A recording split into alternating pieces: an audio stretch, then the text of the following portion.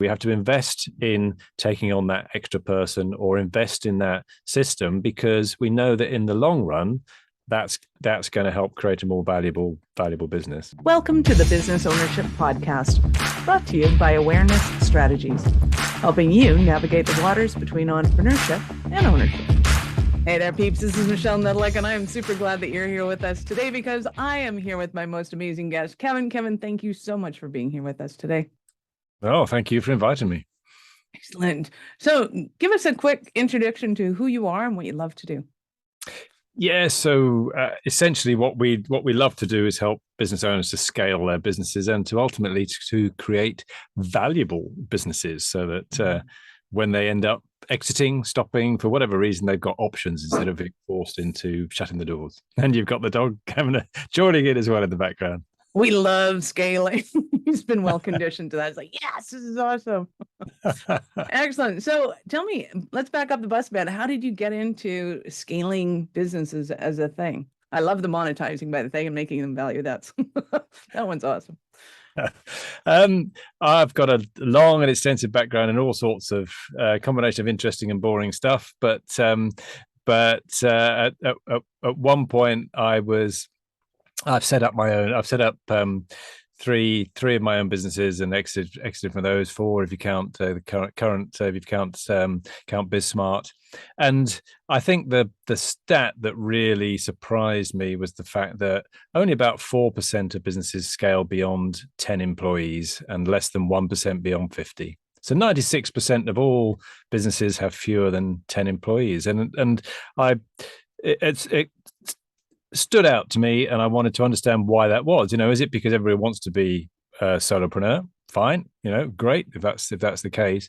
Or are there actually a group of people in there that, given the right support and the right motivation, could potentially scale? Well, that is a shocking stat to me. 10% is not a whole lot, and you get like the Fortune 5000s that you're like, well, they have to have more than 10. Which means that there's this huge gap in between. So talk to me about that gap. What is it that's really stopping people from getting into kind of that middle ground? Yeah, I think there's a number of reasons, and we've done a fair bit of research into it, and some of them are the obvious ones. Right at the early stages, we've got to get a business model that's right. Some of us will start up a business on our own, and we price so that we can pay our bills, but we don't necessarily think about what needs to happen when we're at the next stage. And we look at the scale up journey as a series of stepping stones rather than some kind of straight line or wiggly growth. And it's those stepping stones. And we could build a brilliant business for us on our own, and that might be a consulting business. We might earn a fair amount of money, but it's a very different business from if you want to have one with some employees in it. So 3 to 5 employees is the next kind of stepping stone. And to transition from one to the next, we've got to do things a little bit differently. We've got to start to have a business model that works, that allows us obviously to afford to pay some people. So if we haven't priced correctly, haven't thought of the business model, then that won't work. And then once we've got to that sort of stepping stone, that stage, then now we've got some hungrier mouths to feed. We can't just afford to take less salary ourselves maybe 1 month. We can't expect them to do that. So we've got to have a consistent stream of good quality leads that we can convert into sales. So that becomes a really key challenge at that point. So certainly from 3 to 5 to the next one, which is around about 8 to 12 people, that's a big challenge in there. And we've got to start thinking about systemizing the business. It's a horrible word, isn't it? System, but basically great habits. Okay. I like it. You love your marketing automation. We've got to have some way of getting a predictable stream of leads without us getting too sucked into the business. This is the time when we've got to find a way to start to delegate the things that we shouldn't be doing to allow us to focus on the things we should, so we don't get sucked too much into the business. So that, in the early stages, they're some of the ones, but there's a big one from the sort of 8 to 12 team to the next one, which is 2025, when we develop a senior leadership team. And of course, if we're at the point where we've got 8 to 12 employees, if the business is running reasonably well at that point, it might be turning over $1.5 million, something like that, then we're probably earning a reasonable lifestyle. So all of the reasons we started the business, and we're quite happy with a bit of risk as an entrepreneur starting a business. We've now got ourselves a bit comfortable, and then somebody says, you've got to take this big leap again to get a senior leadership team beneath you, or you got to invest in this and that and all the other. It's like, well, actually, maybe I'm a bit comfortable now where I am. Oh, so that's what it comes down to. It's like, what? No, this is rather comfy, and I got my lifestyle. I don't know about you, but I got mine, so we're good. Yeah, That that's it. whole idea or notion of taking on yet again. Yeah. And That's to a certain extent, that's fine. If Mhm. that's and we do, we don't say to people you've got to scale for the sake of it. Clearly, part of the thing here is let's work out what kind of business we want and let's build it to be the best that it can be at that point, so that it is profitable. We're not tearing our hair out every day and working, working till 7 or 8 o'clock at night. All of those good things. So how do we make it work well for us at that point, but also still thinking about, well, what is the exit plan? Because at some point we will have to stop the business. Mhm. And do we want the business then to be able to fund us into our retirement, or to fund us doing whatever we want to do next? Or are we just expecting the business to suddenly stop, and that's it when we stop? And of course, we're encouraging people to try to find a way to make sure that the business does carry on and does give them options at that point. Well, and especially businesses that are still thriving. Like there are businesses, like the Yellow Pages. It's like, yeah, okay, shut the doors and walk away. It's all good. Nobody cared. But then there's other businesses that are like, wow, the world needs this, but there's no leadership at the top and nobody's there to kind of carry it forward. And I kind of heard a sad story on the weekend where they hadn't put senior management in place soon enough. Yeah. So senior management didn't kind of care enough or have enough enough clout in the game, I guess, to want to take over at that point, or to want to work with somebody else if there was a change in management, which is super sad because it was an awesome and amazing business. So let's back up just a little bit, because I personally love talking about systems. Implementing them, on the other hand, not so much. I guess I'm kind of typical entrepreneur in that sort of way. Yeah. But to me, there's kind of those four areas of, there's a startup where you're throwing spaghetti on the wall, hoping that something sticks, and you're trying to figure out what's going to stick, what the market wants, what you want to give the market, all that kind of fun jazz. Yeah. Then we get into the growth where, okay, this is working. How do we systemize it and make sure that it's consistent and everybody's getting that same kind of experience or a similar experience, so we can start making it predictable? And then we get to scale, and that's the fun part where you get the hockey stick growth and, everybody's going kumbaya. But then now you got this whole middle management conundrum that comes up. I could talk to you about hours for this stuff. Yeah. Which one of those, and then exit, of course. So which one of those is kind of your sweet spot that you love working with your clients in? Yeah, so it's typically typically the two in the middle. So we don't tend to work with startups. Occasionally we will, but normally they've already got some success going on within the business, and then we're about helping to unlock that further to help them scale. So typically, the businesses we work with have between 3 and 30 employees. That's our sweet spot, and that's not because the stuff that we talk about wouldn't work with bigger businesses or even smaller businesses, because they would very, very much. The principles of scaling up, but quite a lot of the way that we deliver our support is through peer working. So you may call them mastermind groups, or we call them smart boards, but we'll match 6 great business owners together from different industries, different sectors, different stages of the life cycle of the business, if you like, or certainly the scale up journey. And then we'll work together every month to address challenges that we each might have, in the overall framework of maximizing value and building a scalable, resilient business. Nice. Love it. And have you noticed that there's much of a difference between, say, a service company, a manufacturing company, the different types of companies that are out there? There are differences, but there are more similarities. So the principles of building a good, robust business cut across every business. Profit, people.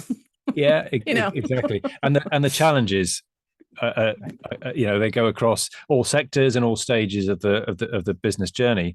The emphasis may change depending on the stage, and also specific industries may have specific challenges within them that are maybe to do with regulatory of that particular industry or something else, but the overall principles are common across business. And in fact, that's one of the key things that really people realize when they start working with us, that actually all of these problems that they're having that they thought were unique to them or their industry, in fact, are shared across other businesses.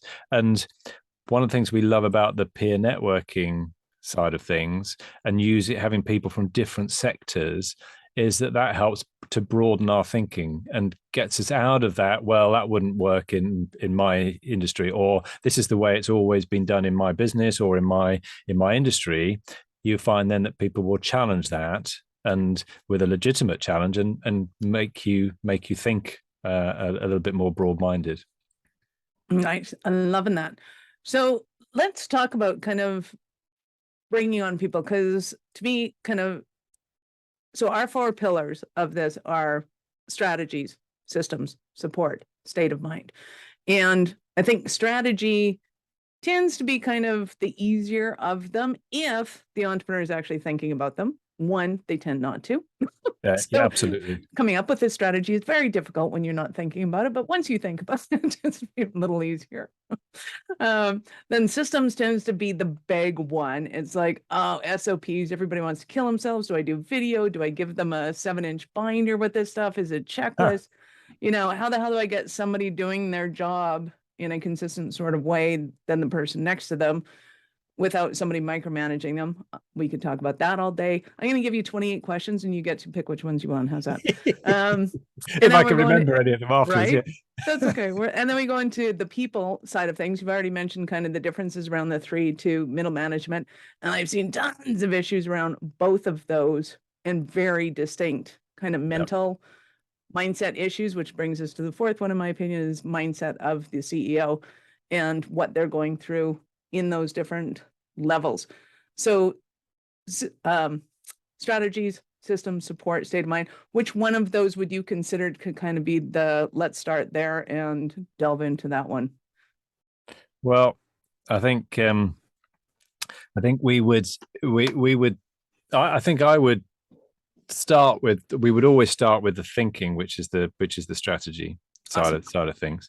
But I'll tell you what in terms of that's where I would start with the thinking, but in terms of where we get business owners to start and do something straight away that will make a big difference. And that is more in the systems side of things, but we don't call it systems, we call it habits. And Nice. One of the great habits that everybody can get into is a 90-day planning cycle. And every 90 days, you like that, you do that. I'm cheering. Great. Every 90 days, you sit down, ideally with the rest of your team, but certainly with one or two other people. And if you haven't got anybody in your business, bring in somebody that you trust to bounce ideas off.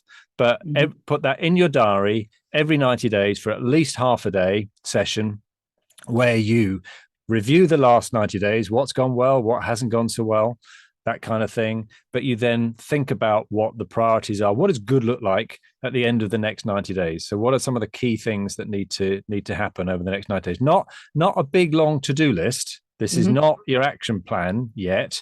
This is the 5 things, for example, no more than 7, but 5, around about 5 is ideal, that really have to happen by the end of the next 90 days for you to go, you know what, that was a good 90 days. And if you do that every 90 days, for one, and you back it up with a weekly meeting, we call them our smart 7s, but it's a weekly meeting where you then not only review, which most of us do. Most of us have a weekly meeting where we go, well, this client needs that, and this is, I've got to get those emails out, and this kind of thing. It's very tactical, which is great. We've got to keep the plate spinning. But if you feed in a little bit of, okay, well, we said we were going to do these 5 big things over the next 90 days. So where are we against some of those?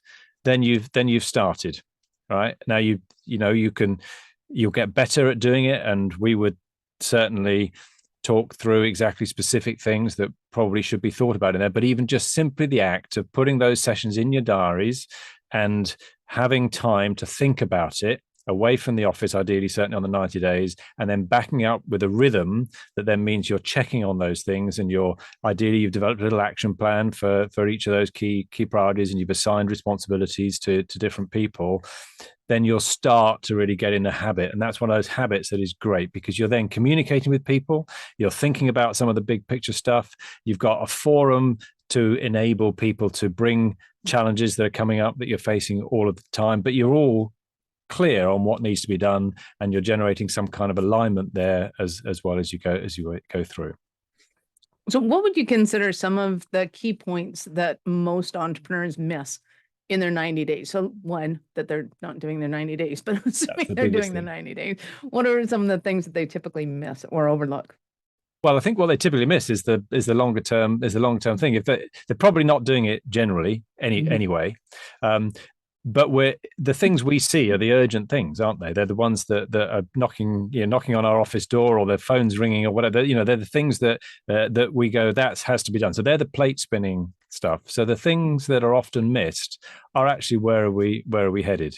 Now, we certainly talk about strategy, but it doesn't have to be an overly complicated strategy. We're not talking about a McKinsey generated strategic plan here or something like that. It can be relatively straightforward as to, but we've got to have some idea of where we're headed in the long term, what the key focus areas are for the next 3 years and the next 1 year. What are the critical things that need to be done in the next 1 year to enable us to then effectively do a 90-day plan that calls on, okay, well, we said we'd be here in a year's time. These are the big things. So where are we this quarter towards those? What else has come in? What have we learned from things that maybe haven't gone as smoothly as we thought they would go over the last 90 days, but also maybe things are changing. Maybe there's this pandemic that's suddenly come out of nowhere that nobody knew about before, or something maybe less major than that, but something nevertheless that's come out of left field. What is there that we need to consider?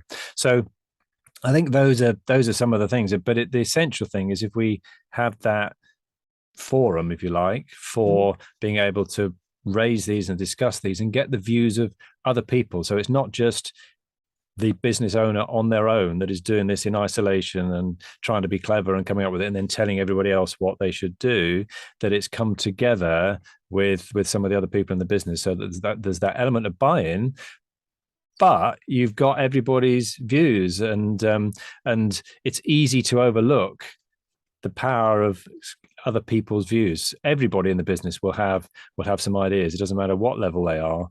They'll have some great ideas. Nice. And I'm loving all of those.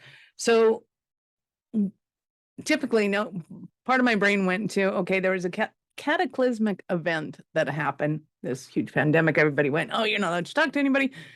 The businesses that I saw succeed over those 3 years were the ones that, to me, rallied the troops and went, how frick do we deal with this crap? Yeah. And they went and did things like blew out walls and put in a drive-through, or like they did radical things that normally would take, months, maybe years. We're going to discuss this. We're going to do that. And boom, within weeks, there were there were drive-throughs. Within weeks, they had online courses. Within weeks, they were doing virtual, not live in person. Like they were doing what they had to do because it was the best dumb idea they had. Like, I don't think that's going to work at all, but it's the best one we got. So let's go do that. So let's talk about mindset, because I think that is paramount, especially when it's going from kind of, I got a VA and I've got a bookkeeper and I've got these people that, I pay them when I can and I afford that, but now I need a full-time person. Now I need either a salesperson or I need that fourth person I see as usually being a substantial change in their business, and middle management I see as being a substantial change in their mindset, because they're like, I'm paying somebody to manage other people. This is ridiculous. Yeah. So let's start with the fourth person, and then we'll go up to. Well, can I go back to that mindset and of course, and because you just mentioned the ones that succeed and came through this, but what percentage of that did that represent? Because there are a big chunk of people that went, oh, I can't do what I used to do anymore, so I've got to close the doors, or whatever I've got to do. And it's that woe is me mindset versus, okay, we've got a challenge here. How do we solve the challenge? And that's the key mindset. And if you have that, hopefully you've people that are listening have got that mindset anyway. And if we bring that to every challenge that we've got, and we see it as a challenge rather than a problem, and something that we've just got to bury our heads in the sand with, or just can't deal with, then you'll look for ways to do it. I've always kind of thought of business a little bit like one of these strategy games that you might play. You know, at the end of the day, it is a game. It's a big game, and it's a long game, but it's full of all of these little challenges, some of which you can plan, some of which you can't, but you've got to make decisions on it. But you've got to, like a strategy game, you've kind of got to know what the end objective is. If you don't, then you're just drifting. And if you're just trying to pay yourself a wage, then fine, but you probably just got yourself a job that, you've owned your job, sort of thing. Well, and I think it's harder too when people do that and they don't realize that they're making it so much harder on themselves, that it would be easier to get over the mindset of hiring people, because then you have less stress of kind of everything else that you've been dealing with up until now. Yeah. And they don't know what they don't know. So they don't see that it's actually the biggest step into freedom. And I think also that if they have somebody like you in their 90-day strategy meeting, because you're not emotionally attached to the business, but you understand and can see the business, it makes it way easier for your frontal lobe to be engaged, to be coming up with ideas and possibilities for them when they're just thinking, this is my little box and this is the way it is and this is the way I've always done it. And yeah, absolutely. God, there was just an enormous firework, I think, just went off. Just went off here. I don't know where that came through. Hopefully not. Hopefully it wasn't somebody getting shot or something. But big firework. They're just agreeing with me. They're like, the band's playing. Yeah. So where were we with that? I've lost my train of thought a little bit. Mindset and the importance of being able to and be willing to see opportunity when it feels like you're just shut down. And we saw the ones that really survived well and thrived, certainly coming out then of lockdown, in our view, were the ones that had a very strong sense of what they're about and why they're in business. So you could call it core purpose, call it what you like, but they got that sense of what we're really trying to achieve here. And then when they weren't able to do things in quite the way that they had been doing before, instead of saying, well, we just can't do business anymore, they said, well, we can't do business in that way anymore, but what we're trying to do is to improve the health of the nation, or whatever it is we're doing. How else can we do it then, given the constraints that we've got?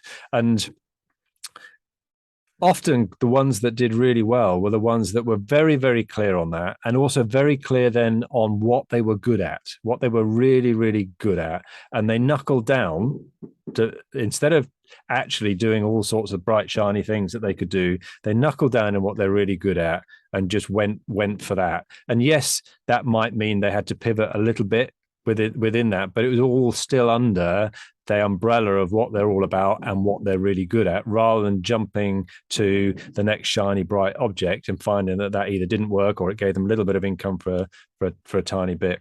And I think you're talking about the challenges of employing people and thinking that way, and for us, part of that thinking is having the mindset of maximizing value. So we are thinking a bit longer term, because there are decisions we would make if we're building for value than if we were just trying to maximize the profit that we're going to take out, or the cash that we'll have at the end of the month. So we need to make money, and we need to be able to take cash out. But every now and then there'll be decisions that will go, you know what, actually the decision for the longer term, the decision to build this company that will be a bit more valuable, that will maybe enable me to be free from the business a little bit more, so the business isn't so reliant on me, mean that we have to invest in taking on that extra person, or invest in that system, because we know that in the long run, that's going to help create a more valuable business. Awesome. So because moving forward, I anticipate things are going to get a lot better and easier for people that have taken the leap in the business world, and we're going to have this kind of sense of normality I hope sneaking so. up on us, which also creates like it allows it to be a little easier to bring on staff and to do all of those things mentally, because we're like, oh, okay, in our brains we can project where we think we're going to be. So in that essence, let's talk about that kind of the fourth employee, or what I call a fourth employee, of like, where do they need to be? What if something happens, but they still need that fourth employee and it's not going as slick and smooth as they anticipate it might?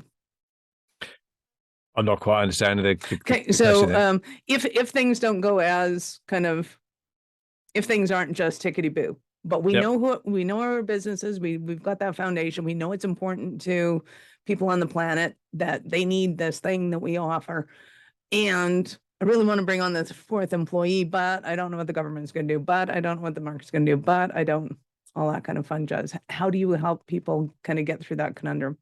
Yeah, well, the what certainly what they need to think about then is, and it's these stepping stones within the business, and I think what you're describing there is probably around about that 3 to 5 stage of employees that we would talk about. And we would, the way that we look at it is we'd say, because the next one from there for us is 8 to 12, and we can, if we just drift into that, it's a slightly different business model to get to 8 to 12. We've got different challenges in terms of the extra communication that's required and various other things. If we just drift in there, then we can get stuck. And equally, if we don't make the business as profitable and as efficient as possible at the 3 to 5 staging post, then we're going to have a harder job transitioning. So the first thing we would do is say, right, we're at that point now. If we're not able to make at least 10 to 15% net profit at that point, and that includes paying the owner a reasonable paycheck. Okay. What? Yeah, exactly.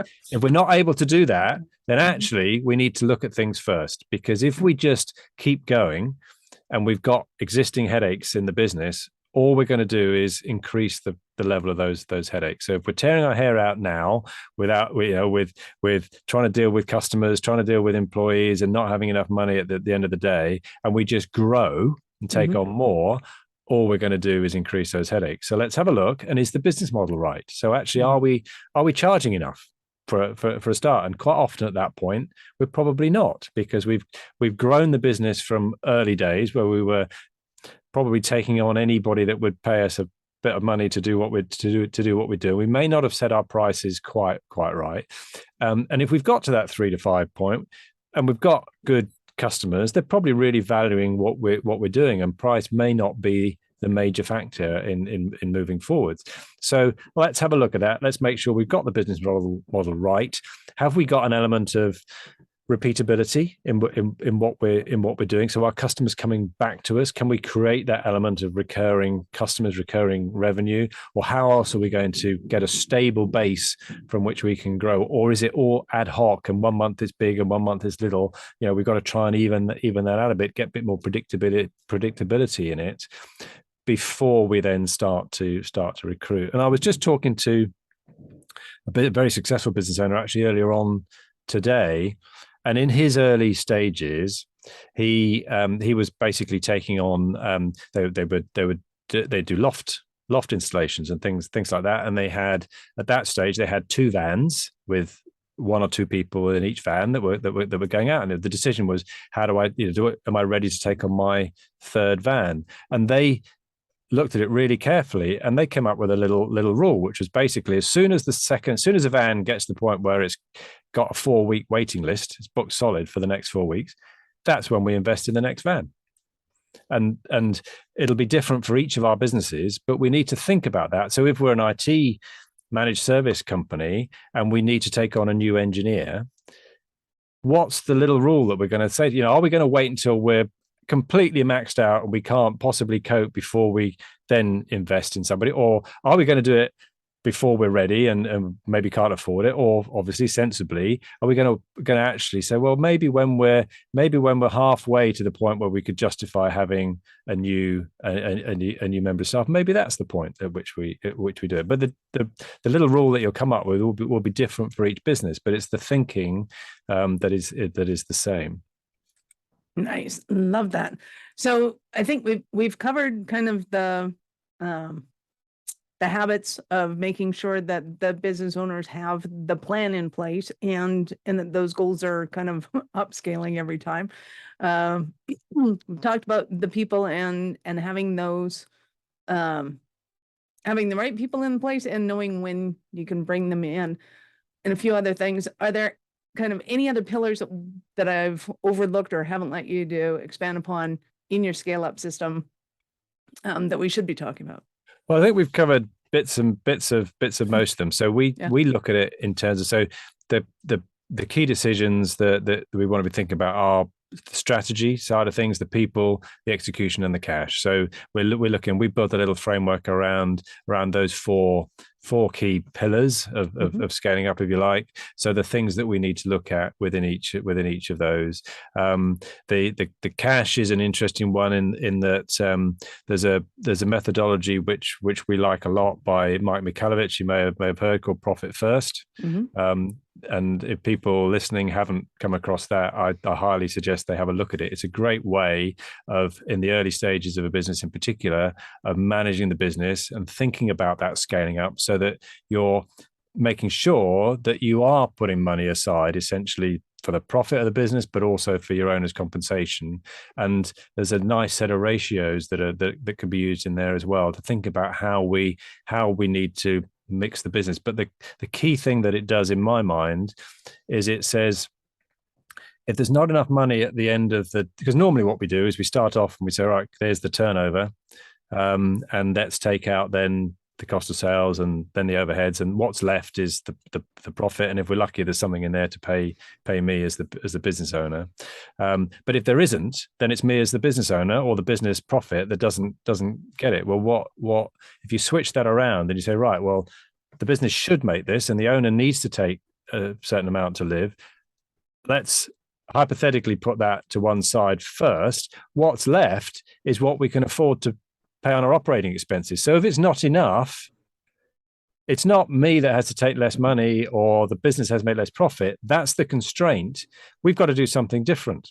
That means that the business model isn't right and there isn't enough money to pay the operating expenses in the way that we want to grow this business, which means if we just carry on what we're doing, we're just going to carry on not having enough money to live on properly or not making profits within the business, and we can't scale. So we have to get that bit right. So that's a nice little methodology to think about within the cash side of things. And I know a lot of entrepreneurs, I know when they think of paying themselves first, they think of, I have to get something out of the business first. And I've heard a lot of financial planners and other ways saying, well, it's more than just, covering your bills. It's you actually need a retirement plan going in there. Every business has their healthcare, their retirement plans, their whatevers. And most entrepreneurs are taking the risk upon themselves to say, yeah, when I have this explosion of growth, I'll pocket all that and it'll go back into the business. So talk to me about that plan B, so to speak. Yeah, it's always on the never, isn't it? Well, it'll if I grow a little bit more in a couple of years' time, I'll be able to take that out or put that in my pension or whatever else. And for the majority of us, it doesn't happen. And unless you actually sort it out soon as you can and you think about it properly, it doesn't happen. And we've got, I know we've got business owners that kind of like, oh well, I'm at £500,000 turnover now. When I'm at 750.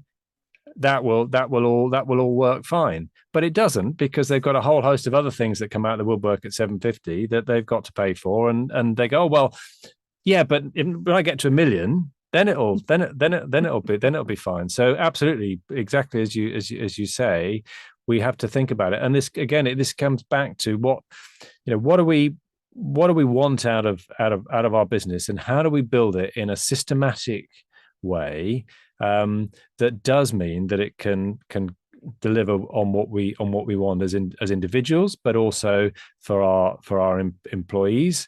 And yes, if we need to be putting money into health plans and pensions and all of those, and also coming back to the value thing, are we creating a valuable business?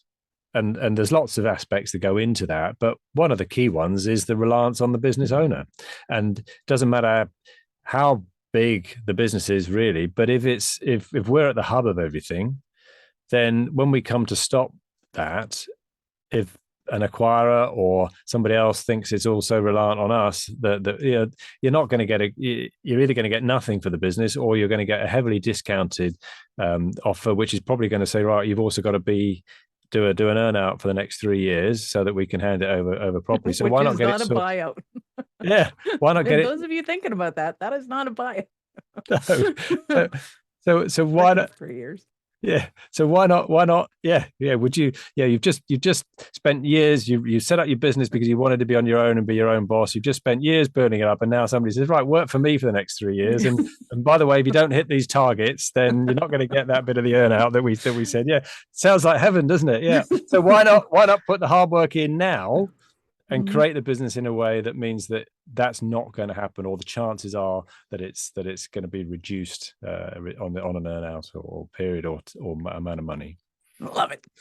I could talk to you about this, as you know, for days on end. Yeah. And give us an example of a Cinderella story of yours, of your client. Yeah, so I think one of the really, we've just had a couple actually that have exited their businesses. So after and they were not in the position a few years ago where they really could have done that. We've got another one that's probably our longest client that has gone through. When they started, they were turning over about £300,000 in the UK, but they had a business it was a website based business, and it was all ad hoc. And over that time, they've repositioned the business they've actually developed a piece of software and then because they then got a recurring revenue model, and that software was for a market that was in demand. They got investment. We helped them get investment from a venture capital company. So they then managed to grow to that point, and they got a second tranche of that.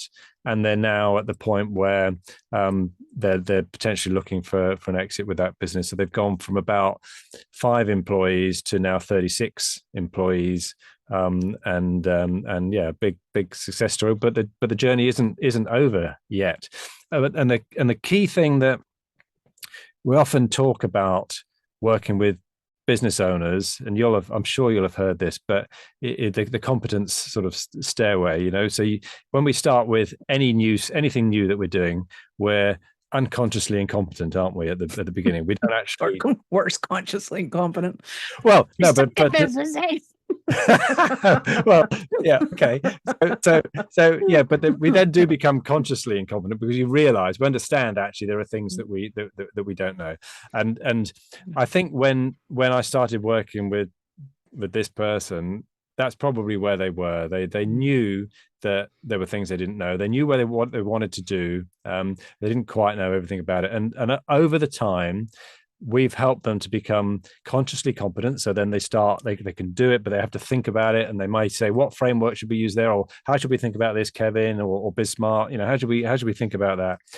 But he's now got to the point where he's unconsciously competent. He doesn't really have to think things through that much. He's almost by gut instinct now, because he's got the framework and he's got everything else that he needs to do that. So part of what we're doing over time is we're helping people with that thinking, so that it becomes the business side of it almost becomes second nature and a natural process. I love that. So I know you happen to have all of this written and available for people. So I know our listeners are going to want more from you. How did they start that journey with you? Brilliant.